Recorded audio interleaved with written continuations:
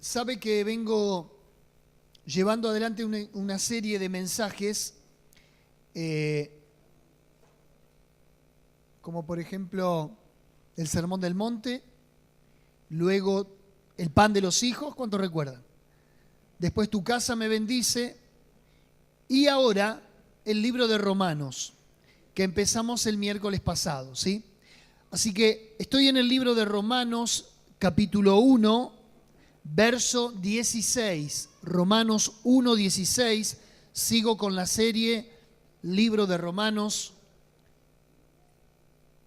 Dice así la palabra del Señor: porque no me avergüenzo del Evangelio, porque es poder de Dios para salvación a todo aquel que cree, al judío primeramente y también al griego. Porque en el Evangelio la justicia de Dios se revela por fe y para fe, como está escrito: mas el justo por la fe vivirá. ¿Se anima a repetir esta última frase? El justo por la fe vivirá. ¿Y por qué Pablo, en su preámbulo y en su carta de presentación, le está diciendo a la iglesia de Roma: no me avergüenzo del Evangelio? Si en realidad en el contexto él se viene presentando como el gran apóstol, llamado por Dios, apartado para el Evangelio, nacido para esta hora. El miércoles pasado, en la introducción de la serie Libro de Romanos, vimos que había tres llamados a ser apóstol, pero en definitiva dijimos que era llamado a ser. Nos habla de propósito, verso 1. En el verso 6, llamados a ser de Jesucristo, eso nos habla de identidad. Y en el verso 7, llamado a ser santos. Los tres llamados que menciona el libro de Romanos. Pero también vimos que Pablo, aun cuando no fue el fundador directo de la iglesia, él quería viajar a Roma, quería visitar a esos creyentes porque quería tener algún fruto espiritual y quería comunicarles un don. La iglesia tiene que estar en un constante crecimiento, en un constante avance, en un constante ascenso. Levante su mano y diga conmigo: yo fui llamado para nacer, para crecer y para avanzar. ¿Cuántos dicen amén? Y ahora Pablo va a decir: porque no me avergüenzo del Evangelio. ¿Qué tiene que ver esa expresión con el contexto? Seguramente en la iglesia de Roma se habían enterado un tanto de la reputación y de la trayectoria de Pablo. Claro que sí, él fue un judío acérrimo perseguidor de la iglesia, y lo que él antes persiguió, ahora él estaba predicando. Eso es un punto inicial para lo cual él podría cargar con cierta vergüenza. Pero segundo, dice la palabra de Dios que en una oportunidad de la ciudad de Damasco, el rey Areta se había enterado que el apóstol Pablo estaba dentro de la ciudad y lo tuvieron que descolgar en un canasto de noche porque lo estaban esperando los judíos para acecharlo y matarlo. Pero también dice que cuando visitó la ciudad de Listra, los discípulos tuvieron que rodearlo porque vino una turba de gente violenta que frente a la predicación y a la denuncia del pecado del apóstol Pablo lo quisieron apedrear hasta matarlo. Y si seguimos la trayectoria, vemos que para cualquier persona podría ser una vergüenza predicar el Evangelio. De hecho, para la cultura romana, hablar de un crucificado no era nada prestigioso. ¿Quiénes habían implementado despiadada muerte sino los romanos? Entiéndase la similitud de la cruz con una inyección letal de nuestros días, en los cuales hay países y hay estados que están a favor de la pena de muerte. Entiéndase la cruz como la silla eléctrica que algunos países, aprobando la pena de muerte, y algunos estados lo aprueban. Entiéndase que se le está predicando a los romanos, los artífices de la cruz y de la crucifixión, de un crucificado. Por eso Geoffrey Wilson, un teólogo, escribió: la impopularidad de un Cristo crucificado ha impulsado a muchos a presentar un mensaje que sea más apetecible para el gusto del incrédulo, para que lo acepten de buena gana. Pero al despojarlo de la ofensa de la cruz, siempre se convierte en algo carente de eficacia. Un evangelio inofensivo también es un evangelio inoperante. De este modo el cristianismo resulta cumplirse aquella profecía de Zacarías, que Jesús es traicionado en la casa de sus propios amigos. ¿Qué estoy diciendo con esto? Que hay veces obviamos la cruz para no ofender. Obviamos la cruz porque la cruz es un tropiezo y las demandas de la cruz son una vara demasiado alta para que nuestra sociedad lo quiera aceptar. Es mejor predicar algunos otros tópicos más tolerantes, más aceptables al gusto del paladar del ciudadano promedio. La pasión suprema de Pablo era ver salvados a todos los hombres. A él no le importaba para nada el desahogo personal, la popularidad o la reputación. Él no ofreció mediación alguna para aceptar el evangelio porque sabía como tal que es el único poder disponible que puede cambiar la vida de una persona para la eternidad. En el versículo 16 y 17 que acabo de leer, Pablo emplea 4 palabras claves que son cruciales para entender el evangelio de Jesucristo. La primera es poder, la segunda es salvación, la tercera es fe y la cuarta es justicia. Quiero decirle que en todo el libro de Romanos encontramos algunas palabras clave. Por ejemplo, justicia aparece 35 veces, Dios aparece 154 veces, ley aparece 77 veces, Cristo 66 veces, pecado 45 veces en la carta, fe 40 veces. Sin duda, que es una de las cartas magnas que nos recomienda a Dios en la Escritura para reconciliarnos con Él. ¿Cuántos dicen amén? Pero dice del Evangelio que es poder de Dios para salvación. Primero que todo, Pablo declara que el poder del Evangelio proviene de Dios. Y la palabra poder está conjugado en un verbo griego, dunamis, que de allí, con ese término, derivó lo que hoy tenemos como palabra dinamita, un poder en sí mismo. El Evangelio conlleva en sí mismo la omnipotencia de Dios. ¿Alguien puede decir amén a esto? Cuyo poder es suficiente por sí solo para salvar a los hombres del pecado y darles vida eterna. ¿Sí? A ver, hermanos queridos, los seres humanos tienen un deseo innato, constante, de cambiar o de ser cambiados. Quieren verse mejor, sentirse mejor, tener más dinero, más poder, más influencia. En un sentido práctico, el ser humano constantemente está buscando innovar. La premisa que opera en la publicidad de hoy y en el marketing es que la gente quiere cambiar de alguna u otra forma. Y el trabajo del publicista consiste en convencer al público de que su producto o servicio añadirá una dimensión mayor a su vida y podrá ser cambiado a lo que desean o necesitan. Muchas personas quieren ser cambiadas en su interior, en alguna dirección que les haga sentirse a lo mejor menos culpables o menos temerosos. Y quiero decirle que existe un sinnúmero de programas de filosofía, religiones, que prometen satisfacer esos deseos. Muchos esquemas fabricados por el hombre y que, para ser honesto, tuvieron éxito o lo tienen en hacer sentir mejor a las personas. Pero ¿sabe qué?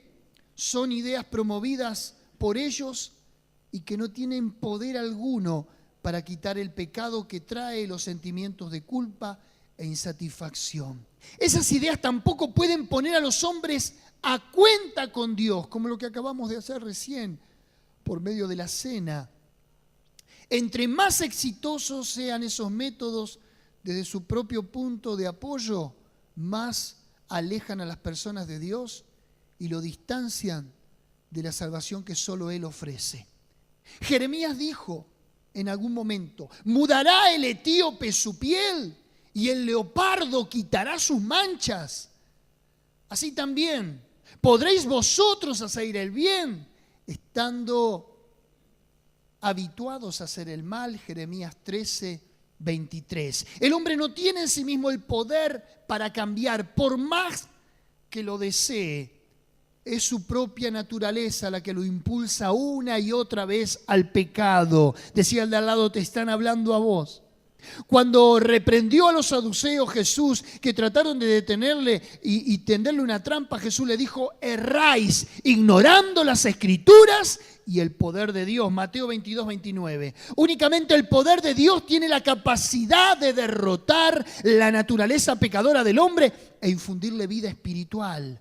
La Biblia dice claramente que los hombres no pueden ser cambiados o salvados espiritualmente por buenas obras, por la iglesia, por rituales o por cualquier otro medio humano. El hecho de venir a la iglesia no te hace en sí mismo mejor persona. Los hombres no pueden salvarse ni siquiera guardando la misma ley de Dios, que fue para mostrarle al hombre simplemente que no la puede cumplir. Y sus exigencias y sus parámetros que Dios pone no pueden ser satisfechos por su propia fuerza. La ley no fue dada para salvar a los hombres, sino para revelar su pecado y de este modo conducir a los hombres a la gracia salvadora de Dios. ¿Está entendiendo lo que le digo? Más adelante en Romanos, Pablo va a declarar la impotencia del hombre y va a decir: Cristo, cuando aún éramos débiles, a su tiempo murió por los impíos. Romanos 5:6. Y lo que era imposible para la ley, por cuanto era débil, por la carne, Dios lo hizo, enviando a su Hijo en semejanza de carne de pecado y a causa del pecado. Romanos 8:3. Afirmando la misma verdad básica con palabras diferentes, Pablo también le escribió a los creyentes esparcidos en Asia Menor: vosotros habéis sido renacidos, no de simiente corruptible, sino de una incorruptible, por la palabra de Dios que vive y permanece para siempre. Primera de Pedro 1:23. Pablo recordó a la iglesia de Corinto que la palabra de la cruz es locura, entre paréntesis, vergüenza a los que se pierden, pero a los que se salvan, esto es a nosotros, es poder de Dios. Para los otros es vergüenza, para mí es poder de Dios para salvación. Primera de Corintios 1:18. Y nosotros predicamos a Cristo crucificado, para los impíos ciertamente tropezadero, para los gentiles locura, mas para los llamados, así judíos como griegos, Cristo poder de Dios y sabiduría de Dios. Escuche lo que dice Primera de Corintios: porque lo insensato de Dios, de los hombres, lo insensato de Dios es más sabio que los hombres, y lo débil de Dios es más fuerte que los hombres. Lo que para el mundo parece un absurdo es en efecto el poder por el cual Dios transforma a los hombres, sacándolos de las tinieblas a un reino de luz, librándolos del poder de la muerte y dándoles el derecho a ser llamados hijos de Dios. Juan 1:12. ¿Quién les está predicando hoy? A los 18 años no podía hilvanar una oración completa. No me reía si no estaba bajo algún estímulo de algún estupefaciente. Con 18 años en depresión. Dios hace cada cosa, hermanos queridos. Mirá al de al lado. Fíjate quién está al lado tuyo. Dios no escogió lo sabio, no escogió lo noble, no escogió lo virtuoso, sino que nos escogió a nosotros débiles, enfermos, derrotados. Él ya nos había amado, pero en el cumplimiento de los tiempos, Él nos apartó para su glorioso evangelio. ¿Cuántos dicen amén? Pablo dijo, no me avergüenzo del Evangelio, no me da vergüenza, porque lo que es locura para vos es poder de Dios para mí. Escuche lo que le voy a decir. Los paganos de la antigüedad ridiculizaron el cristianismo, debido no solamente a la idea de una expiación sustitutiva que fuese ridícula en sí misma, sino que también porque sus dioses místicos eran apáticos, indiferentes y remotos, lo que no podían entender en las culturas paganas. ¿Cómo que un Dios muera por sus súbditos? No. Sin embargo, sí. Cristo nuestro Dios murió por sus súbditos. Yo no he venido a que me sirvan, sino a servir y a morir en rescate por muchos. Amén y amén.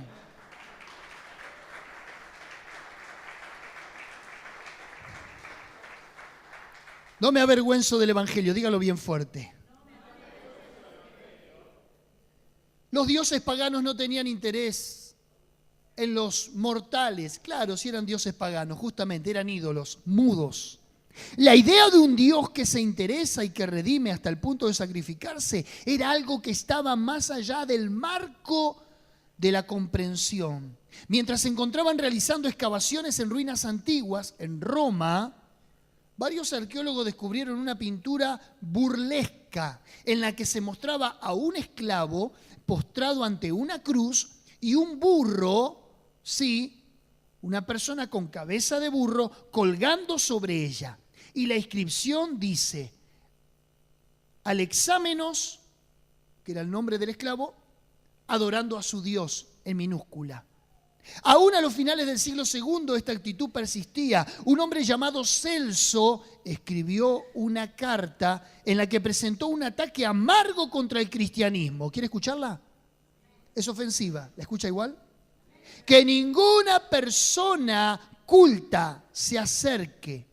Nadie que sea sabio y sensato, decía.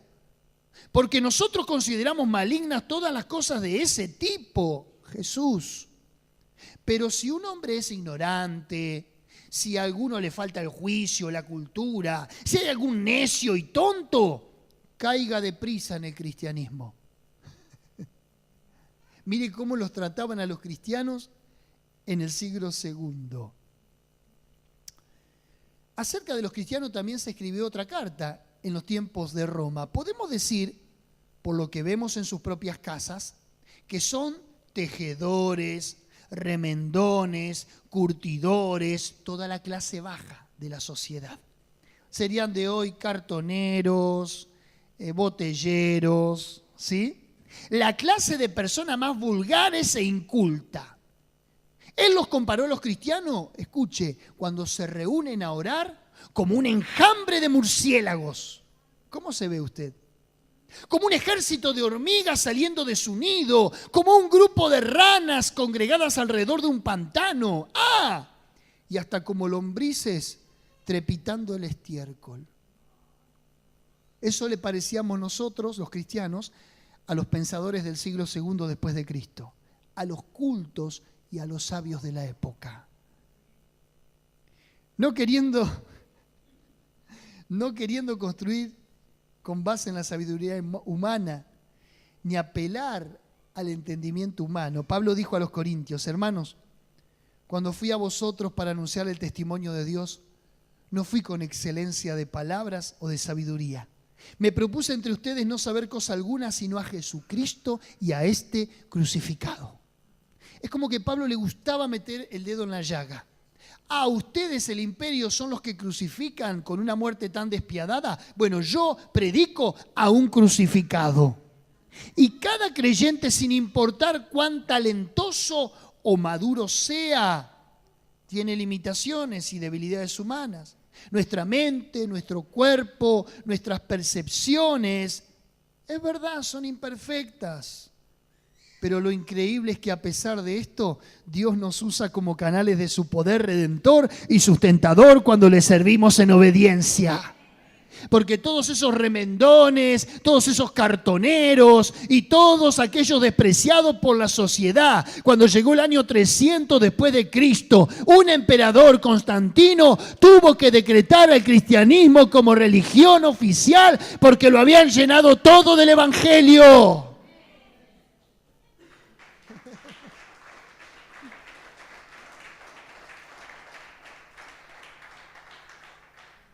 ¿Entiende por qué Pablo dijo no me avergüenzo del evangelio? Porque eran la lacra de la sociedad romana. Pero dice Pablo, no me avergüenzo del evangelio porque es poder de Dios. Diga conmigo, poder de Dios. Y las escrituras ciertamente dan testimonio del glorioso poder de Dios.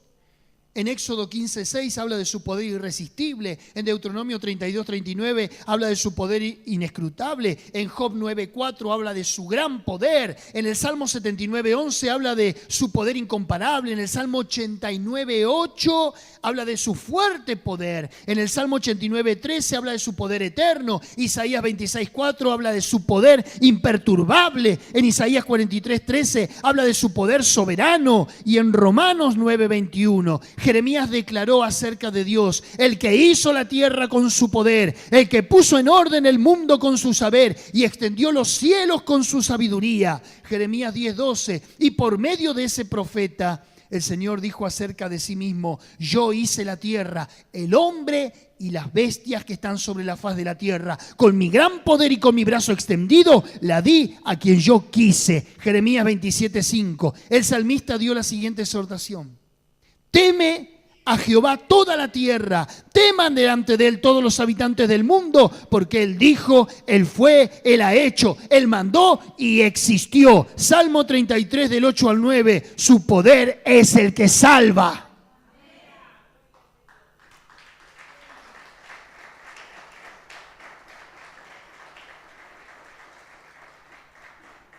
Es poder de Dios para salvación. El que se pierde porque quiere. Cualquier persona en su sano juicio sabría que está perdido. El otro día alguien me dijo, pastor, hay que decirle a esta persona que está en un acto de inmoralidad. Y yo le dije, ¿y vos te pensás que esta persona no lo sabe? No se quiere percatar porque el dulce es dulce. Pero su conciencia es el mejor predicador, dijo Thomas Watson.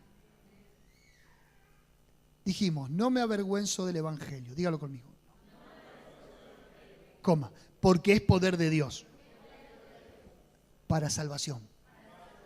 Y sin duda alguna la manifestación más grande del poder de Dios radica en traer a los hombres a la salvación. Está bien sanar a un enfermo. Está bien devolverle la audición a un sordo. Está bien transformar un adicto a las drogas, sanar un cáncer. Pero el mayor de los milagros es que Dios salve tu alma. Leonard Ravenhill decía, lo maravilloso de Dios es que toma a un hombre impuro de un mundo impuro, lo santifica, lo vuelve a meter en ese mundo impuro y lo preserva santo hasta el día que lo viene a buscar. El más grande poder de Dios es transformar su naturaleza y darle vida eterna por medio de su Hijo. Aprendemos de David el salmista que a pesar de su rebelión Dios lo salvó a su pueblo escogido. Salmo 106:8. Y como Dios encarnado, Jesucristo manifestó su poder divino sanando enfermedades, restableciendo extremidades paralizadas, calmando tormentas, levantando muertos, etcétera, etcétera, convirtiendo el agua en vino, Él caminando sobre las aguas. Pablo le puso a ese gran poder de Dios sobre los hombres salvación. Y la palabra salvación proviene del griego soteria. Unas 19 veces aparece en el lenguaje de Pablo, 5 de ellas en Romanos, y emplea el verbo correspondiente en 29 ocasiones, 8 de ellas en Romano. Pero la idea básica detrás del término soteria es liberación y rescate. Liberación y rescate. Y el punto aquí es el poder de Dios obrando en salvación que rescata personas del castigo último del pecado. ¿Que sabe cuál es? A lo mejor no lo va a ver en esta vida. Pero el último castigo por el pecado es la muerte espiritual. Usted puede irse de esta vida satisfecho. Hay hombres que han muerto y se han despedido de la vida en riquezas, en opulencia, rodeado de placeres. Pero ni bien cargaron su ataúd y lo llevaron 5 minutos después de la muerte, allí comenzó su tormento y su calvario. Porque el fin del pecado es muerte. Ahora, algunas personas se oponen, y aunque usted se escandalice con esto, hablar del término salvación o ser salvado. Es más, hoy hay predicadores que sostienen que la palabra salvación está desactualizada y que no deberíamos hablar de salvación en este tiempo. Deberíamos hablar de felicidad que venga de parte de Dios, refrigerio que venga de parte de Dios, y todas palabras disfrazadas como para que a nosotros nos den un ibuprofeno y se nos baje la fiebre y nos quedemos calmaditos. Es un Valium espiritual para sedar nuestra conciencia. Pero cuando yo a vos te digo que tenés que ser salvado de las llamas del infierno eterno, te enojás conmigo, te molestás. Pero de eso es justamente de lo que Dios nos está hablando y nos está salvando. El hombre contemporáneo no acepta porque dice, ¿de qué tengo que ser salvo? Ese término no viene de Dios y no existe otro mejor para describir lo que Él ofrece a la humanidad caída que el sacrificio de su Hijo. Fíjate que todo cambia menos lo establecido por Dios. Hace 2017 años que Dios sigue insistiendo y diciendo, tenés que ser salvo por medio de mi Hijo Jesús. ¿De qué somos salvos? Los hombres pueden ser salvados del pecado, de Satanás, del juicio, de la ira de Dios y de la muerte espiritual, como dije hace un rato. Sin importar qué palabras puedan usar para describir su búsqueda, los hombres se encuentran buscando salvación de uno u otro tipo. A lo mejor no van a correr a un ministro del Evangelio, no van a correr a la iglesia, pero van a correr al psicoanálisis, van a correr a cualquier terapia que no les pida nada y que les ofrezca todo. Pero la infelicidad y lo miserable de sus vidas no van a encontrar otro paliativo que sea el Evangelio de Jesucristo. Aún antes de tiempo del apóstol Pablo que escribiera esto, había la filosofía griega, que usted ya la sintió nombrar, y se había dirigido en estos tiempos de Pablo al ser interior, ¿sí? Y los filósofos tuvieron que enfocarse en las necesidades de los hombres de su época y se empezaron a enfocar en un cambio de vida interna, como por ejemplo la reformación moral o la autodisciplina.